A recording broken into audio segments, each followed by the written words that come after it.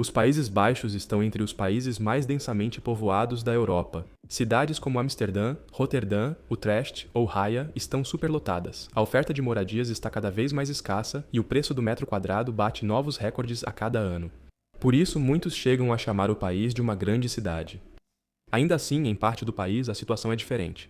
Aqui existe uma área enorme que, apesar da boa qualidade de vida, da natureza deslumbrante e de altos padrões de infraestrutura em comparação com a Europa, é surpreendentemente pouco povoada e por isso também fica muito atrás economicamente. Aqui, ainda é possível dirigir por minutos em estradas rurais sem ver ninguém.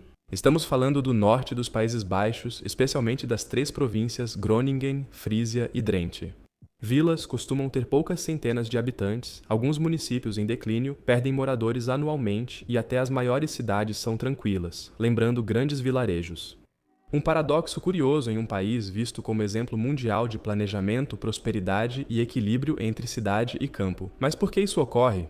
Por que tão poucas pessoas se mudam para cá, mesmo com a moradia cara e escassa no resto do país?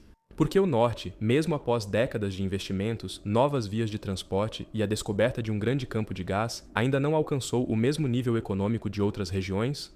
E como pôde surgir uma diferença tão clara entre o Norte e a famosa Randstad? Todas essas perguntas interessantes vamos analisar no vídeo de hoje. Divirta-se! Antes de começarmos a história, é importante observar rapidamente a geografia da região, pois ela tem papel central. Enquanto grande parte da Randstad, ou seja, Amsterdã, Roterdã, Haia e Utrecht, se beneficiou cedo de rotas comerciais naturais, vias navegáveis, rios e acesso a portos internacionais, o norte permaneceu isolado e de difícil acesso por séculos. Groningen, Frisia e Drenthe são em grande parte compostas por terras pantanosas, áreas de pólders, regiões arenosas de charneca e, antigamente, vastos pântanos. Drenthe era historicamente uma das maiores áreas de pântano contínuo da Europa. Essas paisagens eram férteis o suficiente para garantir a subsistência, mas raramente permitiam agricultura intensiva. Isso resultava em pequenas fazendas, poucos produtos para exportação e quase nenhum centro econômico. O solo também dificultava a urbanização. Construir edifícios era difícil e muitas aldeias ficaram pequenas por muito tempo. Além disso, havia o problema da água. Tempestades destruíam regularmente aldeias, extensas áreas de terra eram inundadas e a faixa costeira teve que ser drenada com muito esforço até a Era Moderna. Enquanto o Oeste lucrava com o comércio do Reno, a navegação no Mar do Norte e a proximidade com Bélgica e Alemanha, o Norte ficava fora dos principais eixos comerciais. Nenhum grande rio adentrava o interior aqui e nenhum porto estratégico conectava a região aos oceanos do mundo. E assim surgiu ali um padrão de pequenas comunidades agrícolas que até hoje permanecem características de toda a região, e isso vemos especialmente na Idade Média.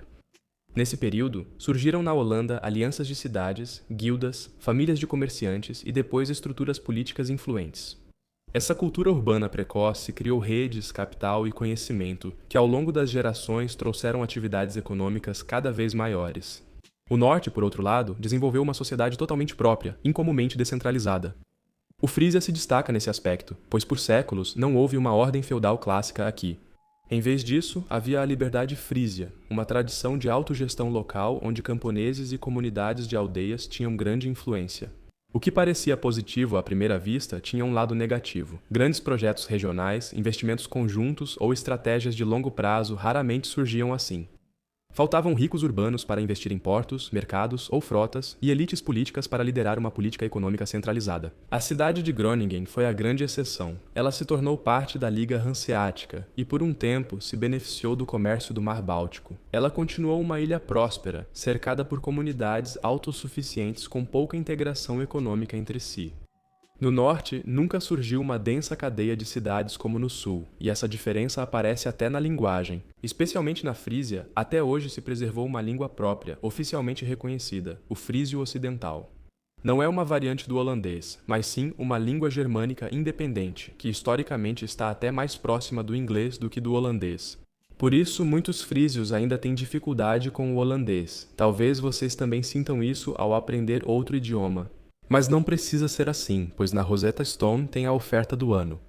Já estou aprendendo holandês com a Rosetta Stone há um tempo, e tive progressos incríveis rapidamente. A Rosetta Stone não depende de traduções mecânicas, mas sim desperta sua capacidade natural de aprender línguas, ensinando um idioma da forma mais intuitiva possível.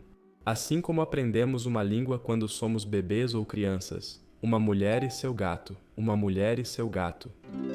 E com o meu link, por tempo limitado, vocês ainda ganham mais de 60% de desconto, tanto em um único idioma quanto na assinatura vitalícia para todos os 25 idiomas.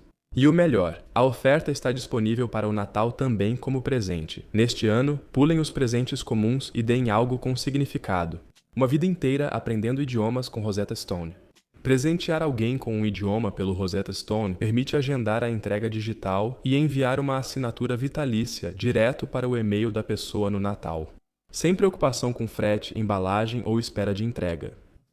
Resumindo, o presente perfeito e descomplicado. Então, dê a si mesmo ou a quem você ama neste ano um presente de Natal com verdadeiro valor. E garanta, por tempo limitado, a oferta do ano na Rosetta Stone usando meu link ou o código QR. E essa tendência se intensificou na jovem República Holandesa, quando o país, nos séculos XVI e XVII. No século XVII, especialmente as províncias do Sul e do Oeste dominavam. Amsterdã virou centro financeiro, Roterdã de distribuição de mercadorias e Leiden e Haarlem de produção têxtil. Daqui, os neerlandeses conquistaram o mundo e recebiam mercadorias das colônias. O norte participava politicamente, mas não era central na economia. O Estado direcionava decisões e investimentos às regiões já fortes, ampliando ainda mais a distância entre elas. Outro catalisador foi a industrialização, que impulsionou o maior crescimento histórico de muitas regiões. Já para o norte dos Países Baixos, isso aumentou ainda mais a distância. Pois, enquanto no sul surgiam fábricas e eram construídas novas vias de transporte, o norte ficou praticamente de fora. O fator mais importante foi a falta de recursos relevantes para a indústria. Nos Países Baixos, esses recursos eram escassos e concentravam-se principalmente no sul. E sem matérias-primas, as empresas tinham poucos incentivos para estabelecer instalações de produção nas províncias do norte. O país investiu cedo em uma infraestrutura ferroviária moderna, mas apenas onde a demanda econômica já era alta. Assim, criou-se uma rede densa ao redor da Randstad, enquanto o norte segue menos conectado e tem bem menos tráfego ferroviário que o oeste e o sul. Com isso, empregos, mercados e pessoas se deslocaram ainda mais, mas ainda haveria uma reviravolta, pelo menos aparentemente. No ano de 1959, foi descoberto sob Groningen um dos maiores campos de gás natural do mundo. Estima-se que ele contenha cerca de 2.900 bilhões de metros cúbicos de gás. Isso fez dos Países Baixos, por décadas, um dos maiores exportadores de gás da Europa. Para o norte, isso também parecia ser a tão aguardada virada. Finalmente, parecia que uma indústria poderia surgir, capaz de catapultar também essa região para a modernidade. Mas, na realidade, isso não aconteceu. O campo de gás trouxe prosperidade, é verdade, mas principalmente para o Estado, e não para a região. A receita foi destinada ao orçamento nacional, com grande parte do valor agregado gerado em Roterdã, Amsterdã e no setor de energia da Randstad. Poucas grandes indústrias se instalaram no norte. O gás foi levado por gasodutos para o oeste. O maior projeto energético da história dos Países Baixos acabou, paradoxalmente, reforçando a dominância econômica das regiões que já eram fortes. E então surgiu o próximo problema. Desde os anos 80, ocorreram os primeiros terremotos graves em Groningen, devido ao rebaixamento do solo. Milhares de edifícios foram danificados, as seguradoras se retiraram e os preços das casas despencaram, vilarejos desvalorizaram e muitos jovens abandonaram a região. Entre 2012 e 2020, mais de 100 mil reclamações de danos foram registradas, gerando grande perda de confiança no Estado e autoridades. Por isso, a extração de gás foi gradualmente reduzida e oficialmente encerrada em 2023. Enquanto o país lucrou com o gás durante décadas, o norte acabou ficando com os prejuízos. Econômica, social e estruturalmente. Assim chegamos aos dias atuais. Hoje, por essas razões, as províncias do norte estão nitidamente atrás das do sul. Segundo estatísticas oficiais, o produto interno bruto per capita em Groningen é de 33 mil euros, em Drenthe é de 30 mil e na Frísia é de 29 mil, enquanto em Amsterdã e no restante da Randstad frequentemente ultrapassa os 50 mil. Essa situação também afeta o crescimento populacional. Em Drenthe, desde 2015 a população está estagnada ou em leve queda. Municípios menores são especialmente afetados, alguns perdendo de 0,5% a 1% dos habitantes ao ano. A Frísia tem um desenvolvimento bem diferente.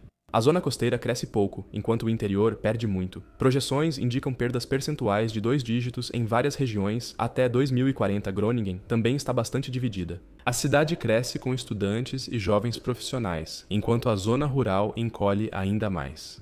Partes da província estão entre as regiões que mais envelhecem no país, mas isso não deve ser entendido de forma equivocada. Analisamos estatísticas dos Países Baixos, um dos países economicamente mais bem-sucedidos do mundo. Ou seja, embora o norte esteja ficando para trás, ainda é mais forte que muitos países e seria a maior região de crescimento em outros lugares. Ou seja, como tantas vezes, tudo precisa ser colocado em perspectiva, porque o Norte também tem pontos fortes econômicos claros. 3 áreas merecem destaque: agricultura, energia e conhecimento.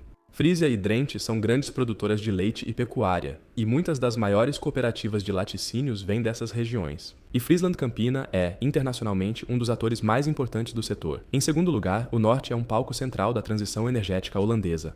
Após o fim da extração de gás, governo e empresas investem fortemente em alternativas energéticas. Energia eólica offshore no Mar do Norte, projetos de hidrogênio em Eemshaven e grandes conexões de rede para renováveis. Groningen vem se consolidando como polo de hidrogênio, podendo futuramente ser essencial para o abastecimento energético nacional. Além disso, o Norte conta com sólida infraestrutura de conhecimento, destacando-se a Universidade de Groningen, uma das mais antigas e respeitadas da Europa. Ela atrai estudantes internacionais e forma profissionais qualificados, o que impulsiona o rápido crescimento da cidade. Ao mesmo tempo, o governo tenta há anos reduzir o desequilíbrio entre a Randstad e a periferia. Desde 2018, Raia concede grandes projetos de incentivo às regiões do Norte.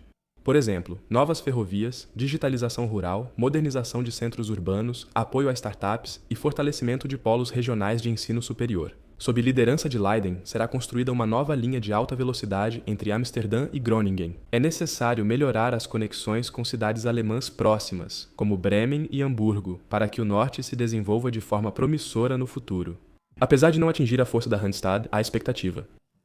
Ele pode ser um contraponto mais calmo ao sul superpovoado. O que acham? Como reduzir o desequilíbrio interno do país? E vocês já estiveram nas províncias do Norte? Escrevam nos comentários. Não deixem de conferir a Rosetta Stone agora e aproveitem o desconto de 60 por tempo limitado. Se vocês também se interessam por saber por que isso também acontece na Noruega, então eu recomendo muito este vídeo. Divirtam-se, a gente se vê na próxima. Até lá, tchau!